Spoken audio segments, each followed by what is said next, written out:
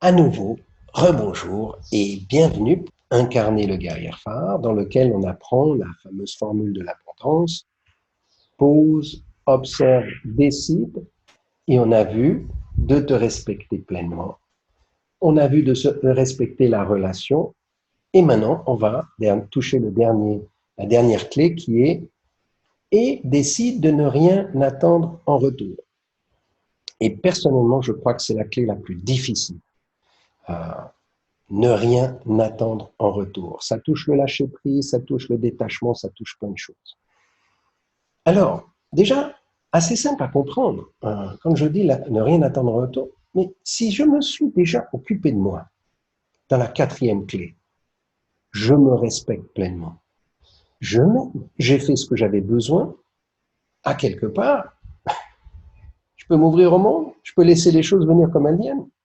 Donc déjà là, ça a pas mal de sens et c'est facile à comprendre. Je vais donner peut-être une image par rapport à ça. Un des premiers voyages que j'ai fait seul, je suis parti au Mexique, et puis là, je m'étais dit, voilà, je vais planifier. Euh, je travaillais dans la banque, j'étais structuré, organisé, et qu'est-ce que j'ai fait? Ben, j'ai lu des guides, j'ai fait mon planning, j'ai pratiquement fait le planning chaque jour de où est-ce que j'allais. Alors, j'étais super fier parce que j'avais planifié tout ce qu'il fallait. Et bien sûr, je suis parti et j'ai fait mon programme. Puis dans le programme, j'ai fait tout ce que j'avais planifié. Mais lorsque j'ai rencontré les gens, ils me racontaient des histoires de rencontres qu'ils avaient faites. Et moi, je les enviais. Je disais, mais moi, j'ai pas eu ces rencontres. J'ai fait ce que j'avais voulu faire. Rappelez-vous, on ne perçoit que ce qu'on a envie de percevoir. Mais tout le reste, mais j'avais pas vu toutes ces magnifiques aventures. Ce qui fait que plus tard, dans les autres voyages que j'ai fait, oui, je me donnais une structure, plus ou moins, voilà, telle période, je vais être dans tel endroit. À partir de là, je me laisse porter par les rencontres, par les surprises, et combien c'est riche, et combien je rentre dans plein de découvertes. L'abondance arrive le moment où je lâche prise. Lâcher prise, ça ne veut pas non plus dire ne rien attendre en retour, ça ne veut pas non plus dire je n'ai pas une intention. On va le voir. Deuxième chose, et celle-là, elle est encore probablement plus subtile et plus importante. Lorsque je n'attends rien en retour et que la vie m'offre des épreuves, des difficultés, bien sûr, j'ai pas envie d'avoir des moments difficiles dans ma vie. Donc, qu'est-ce que je vais faire? Je vais les repousser au maximum. Mais lorsque j'attends rien en retour, la vie va m'offrir des épreuves. Et quand ces épreuves arrivent, au lieu de me dire, aïe, aïe, aïe, j'ai pas envie, tout d'un coup, je commence à me dire, il y a un cadeau. Quel est le cadeau?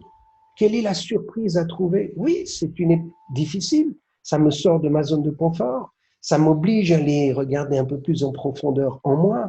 Ça active en moi des émotions désagréables. Ça active en moi des souvenirs qui sont pas très sympathiques. Ça active en moi mes fameuses blessures. Et ça challenge mes croyances. Donc, c'est une occasion géniale de m'asseoir, de faire une fameuse pause, d'observer et de me reposer la question, maintenant, attends, par rapport à ce que je suis en train de vivre, qu'est-ce qui est bon pour moi? Qu'est-ce qui est bon pour la relation? Et une fois que j'ai fait ce choix, eh ben, je me laisse continuer. Et bien sûr, on se trompe, on apprend comme ça, essai, erreur. Donc, si j'ai pas fait exactement, parfaitement ce qu'il fallait, parce que je suis juste en train de tendre à être que amour et lumière, et j'ai encore du chemin. Donc, je vais rencontrer une nouvelle épreuve, un peu plus subtile, un peu plus d'une meilleure qualité, d'un challenge encore un peu plus difficile. Et à nouveau, j'ai un cadeau qui arrive. Voilà pourquoi cette clé, elle est hyper importante et en même temps, probablement la plus challengeante, la plus défiante de toutes les clés que j'ai expliquées jusqu'à maintenant. Une des raisons aussi, c'est que le moment où je place une attente, d'accord, et que cette attente n'est pas satisfaite, rappelez-vous, j'aimerais voir que quelque chose change dans la réalité. J'ai une image de cette réalité, je veux cette image, j'aimerais que la réalité soit différente, qu'elle corresponde à l'image que je me suis mise. Lorsque ça n'arrive pas, qu'est-ce que ça génère en moi? des émotions. D'accord? Alors, c'est ce qui va créer beaucoup de tensions avec notre entourage, c'est ce qui va aussi créer beaucoup de tensions avec nous-mêmes. Donc, on va voir comment se comporter lorsque les tensions arrivent. On a déjà vu comment se comporter lorsqu'il y a des conflits, mais lorsque les conflits se passent avec quelqu'un qui a soit du pouvoir sur moi, et aujourd'hui on est très bien placé pour ça, je vais revenir, soit on observe des gens qui sont en conflit. Comment est-ce qu'on peut les accompagner? Rappelez-vous, on veut rayonner d'amour, mais on est juste un rayon, on est juste un phare. On n'est pas là à aller dire je suis le juge, je suis le policier, et c'est moi qui vais te fixer, te corriger, ou t'aider, ou te guider, ou te soigner. Tous ces mots que je vous dis, mais attention, avec je veux aider quelqu'un, c'est prendre son pouvoir. Donc, sur cette base-là, on a vu aussi que le moment où dans la relation, j'arrive à exprimer clairement mon besoin et que l'autre peut exprimer clairement son besoin, on va trouver une solution. Mais une des difficultés, on a vu que c'est pas tellement facile d'être très au clair sur nos besoins. Et à nouveau, le fait que mes besoins ne sont pas clairs, que j'ai des attentes qui sont plus ou moins claires et que j'espère que ces attentes vont arriver, naturellement, je suis très souvent frustré, très souvent déçu. Et c'est ça qui va faire que notre vie devient plus difficile, que notre vie est désagréable, qu'on s'énerve, qu'on est bouleversé. Donc, c'est probablement cet élément, l'attente et un besoin peu défini, pas suffisamment clair, et des actions posées qui ne sont pas forcément en lien avec où je vais, qui vont faire que notre vie devient quelque chose de désagréable pour nous-mêmes et pour les autres. Donc, un truc tout bête, le moment où je dis, ben attends, j'attends rien et je me laisse porter, j'enlève ce problème dans la relation. Et là, on peut aller regarder des communautés qui vivent de manière beaucoup plus simple.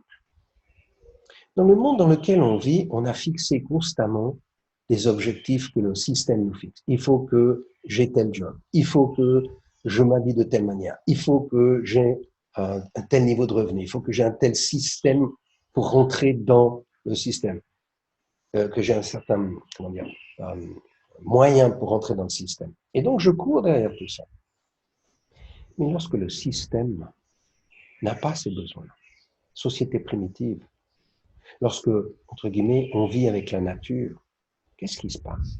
On se laisse porter par la nature. Aujourd'hui, on est au confinement. Certains d'entre nous ont la chance d'être, non pas dans une ville enfermée dans un appartement, mais d'être à la campagne ou, comme moi, sur une île, proche sur la mer, et donc dans la nature. Et qu'est-ce qu'on observe? Mais on observe qu'il y a énormément de choses qui se passent, mais qu'on n'a jamais le temps de les regarder. Et quand le moment, on le prend comme aujourd'hui, comme ces temps, à regarder, à observer, par exemple, j'observe les oiseaux, comment est-ce qu'ils mangent et qui vient manger dans l'endroit où je donne à manger aux oiseaux, quel type d'oiseau vient le premier, pourquoi vient celui-là, comment ils se comportent entre eux, comment est-ce qu'ils se comportent quand ils font. C'est génial. J'ai un théâtre, j'ai la vie devant mon nez, c'est un film magnifique. Je n'ai pas besoin d'aller regarder sur National Geographic, je l'ai chez moi. Il suffit d'ouvrir les yeux. Et pour ça, il faut s'arrêter. Et ne rien attendre en retour, parce que tout ça, ça arrive. La magie, l'abondance arrive. Alors, je reviens maintenant dans cette période un peu particulière du coronavirus et ce qui est en train de se passer à cet instant, ces jours. Je reçois actuellement plein d'informations de plein de côtés différents, de par le monde, comme quoi la réaction que nos gouvernements ont, ceux à qui on a donné le pouvoir, probablement n'est pas, on va dire, parfaite, si je peux me permettre. Parfaite, c'est un gros mot, mais disons qu'elle est peut-être biaisée. Alors, en quel sens elle est biaisée pour moi? On a un virus qui arrive, un virus attaque notre système, on a une machine qui est super efficace pour gérer, elle gère, elle est bourrée de bactéries, bourrée de virus, et toute notre vie, on n'a fait que de s'adapter. Mais depuis pas mal d'années, on enseigne attention, danger partout. Moi, petit, qu'est-ce que je faisais? Je jouais dans la terre. Et dans la terre, qu'est-ce que je faisais? Ben, je buvais l'eau des gouilles. Donc, je prenais énormément de bactéries. Mon corps a généré beaucoup d'anticorps. Ce qui fait qu'aujourd'hui, des virus arrivent, ben, naturellement, il est beaucoup plus fit. Deuxième chose, si je mange sainement, si je respire sainement, si je suis à l'extérieur, si je suis au soleil, si je suis dans la mer, je suis naturellement, énergétiquement beaucoup plus enclin à faire face à des événements extérieurs qui vont me déstabiliser, ces fameux virus, parce que mon système immunitaire est en bonne santé. En plus, si je me nourris d'émotions agréables, si je me nourris de liens bienveillants, tout ce qu'on est en train de faire, je suis totalement immune. Mais maintenant, si on m'isole, on me met dans un lieu confiné, c'est une prison à domicile. Et là, on m'empêche de sortir. Si je sors, on me met un masque. Et dans le masque, qu'est-ce que je fais? Je respire toujours la même chose que moi. C'est comme si je suis dans une voiture fermée et que je reste dans cette voiture fermée pendant longtemps. Je vais respirer mon propre air. Donc, je n'ai pas la capacité de me développer. En plus, je suis bombardé d'informations qui me font peur. Devant nous, l'économie s'effondre. Donc, on a la peur que des émotions qui sont désagréables. Qu'est-ce qui se passe? Mon système immunitaire diminue. Et naturellement, le prochain virus qui va arriver, cling, je vais le prendre. Et là, tout d'un coup, et c'est là que ça devient un peu paradoxal ou compliqué, en tout cas pour moi, c'est qu'on me dit, mais il y a des gens qui ont pensé à tout ça. Des gens qui pensent que, tiens, eh ben, il va falloir soigner tous ceux qui ont un problème de santé, on va leur donner un vaccin. Et donc, on développe des systèmes de vaccins. Et ça, c'est un monstre business, facile à faire. Et le vaccin, en l'occurrence, c'est un test comme ça au hasard. Notre machine hyper sophistiquée, d'accord, on va lui mettre quelque chose dont on n'a aucune idée, aucun test, parce qu'un vaccin, ça se fait en une année, même pas, alors qu'un médicament, ça prend 10 ans, parce qu'il faut le tester et suivre. Et on sait qu'un médicament, 50%, c'est du placebo, c'est-à-dire si je crois que ça marche, si je ne crois pas que ça ne marche pas. D'accord? C'est comme ça qu'on vit normalement, tous. Et là, tout d'un coup, on va nous mettre un vaccin qu'on commence à nous dire, et tu n'as pas le choix, tu dois le prendre, si tu ne le prends pas, on te suit, on te met en confinement. Tu es dangereux pour le reste. Et ce vaccin, on n'a aucune idée des réelles conséquences que ça reçoit. Et on a observé que plusieurs des vaccins qui ont été faits récemment ont plutôt des conséquences pas toujours graves, pas toujours justes. Et que pour certaines personnes, certainement, ils marchent bien, mais que pour d'autres personnes, ils vont créer un drame encore pire. Et donc, des gens sont devenus plus malades à cause du vaccin. Il y en a plein de cas comme ça. Heureusement, aujourd'hui, on en parle. Pourquoi je vous raconte tout ça? Parce que la question que moi je me pose, je me dis, mais alors attends, comment on va faire face? On est en train de me priver de mes éléments de liberté les plus fondamentaux. Sortir, bouger de chez moi, respirer, d'accord? Interagir avec des humains. On a énormément besoin d'interagir. On est un animal hypersocial. Et donc, on me prive d'interaction. C'est quoi? Je me suis créé ma propre prison. Et puis après, on va me dire, ben, maintenant, tu manges ça, tu bois ça, tu prends tel médicament. Je deviens quoi? Une machine? Un robot? Mais qui suis-je? Où est-ce qu'elle est la partie divine, la partie humaine, la partie lumière, la partie amour là-dedans? Il n'y a pas. C'est le monde des robots, c'est le monde de la science-fiction. Alors on peut dire ça fait peur. Puis la question c'est comment je réagis face à ça. Et c'est là que vient le ne rien attendre, super intéressant. Le ne rien attendre, ça ne veut pas dire ne rien faire. Oui, ça veut dire on va poser des actes, mais on ne connaît pas la suite exacte. On va juste poser des actes qui nous semblent les plus justes, des actes d'amour, des actes de lumière. Alors pourquoi le programme s'appelle Guerrier phare et que je parle de 11 armes? Vous allez me dire, mais guerrier, armes, amour, ça n'a rien à voir ensemble. Mais oui, ça a à voir. Vous rappelez, je crois que j'ai parlé de l'évolution selon les castes indiennes. On part de l'endormi, on devient quelqu'un qui devient actif, qui sert, quelqu'un qui a déjà compris et qui lui a un certain pouvoir, que ce soit commerçant, que ce soit bien terrien, et qu'après on va mettre l'armée, les guerriers, pour maintenir, garder ce système en place tant qu'il marche. Mais si le système ne marche pas, Il nous faut le guerrier pour justement changer le système. Mais Einstein nous a bien fait comprendre une chose. Il nous a dit, mais si tu peux pas solutionner un problème avec le même type de raisonnement que celui qui l'a créé. Qu'est-ce qui a créé ce système? C'est le monde de l'argent, c'est le monde de l'ego, c'est le monde du pouvoir.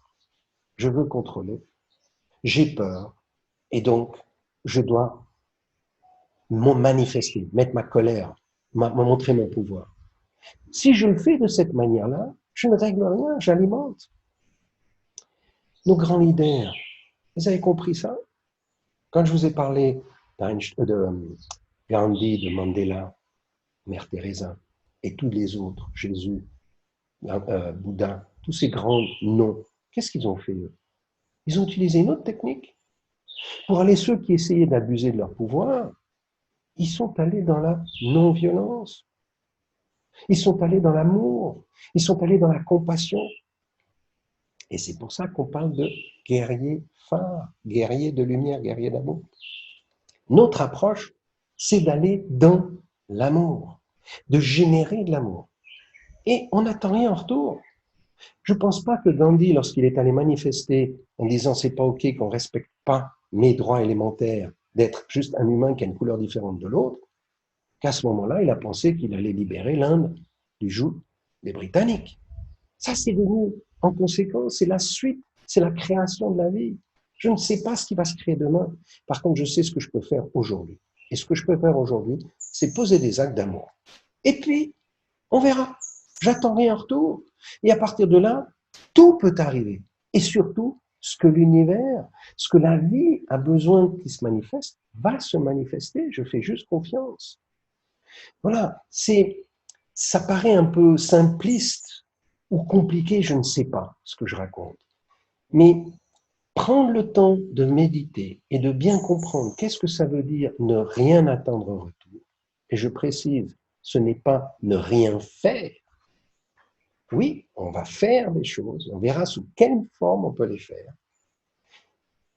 Et laisser les choses, laisser le résultat se manifester, le résultat de nos actions. Et si il se manifeste d'une manière qui n'est pas forcément de nouveau pur amour, pure lumière, eh ben on aura appris quelque chose et on va réapprendre et on va de nouveau avoir un acte par rapport à ça. C'est agir, c'est être debout, c'est être responsable. C'est ça, ne rien attendre en retour. Ce n'est pas s'asseoir. Donc, le guerrier phare, ne rien attendre en retour et ne veut pas dire ne pas agir. Donc, agir, la question c'est comment on va agir et ne rien attendre en retour. Pour agir, oui, on va placer une intention. Notre intention, c'est quoi? Rayonner d'amour, rayonner de lumière. Et on a dit, pour le faire, il faut que je continue à le faire malgré tout ce qui est autour de moi. Je ne vais pas agir comme ceux qui agissent autour de moi par la peur. Non, je vais utiliser une autre manière, comme l'a dit Einstein. Donc ma manière, c'est l'amour. Mais je n'attends rien en retour. Donc à partir de là, je ne sais pas ce qui va se passer. Par contre, si je veux que j'ai une chance de succès, il va falloir que j'ai 3 qualités. La première, c'est persévérer. Quoi qu'il arrive, je persévère.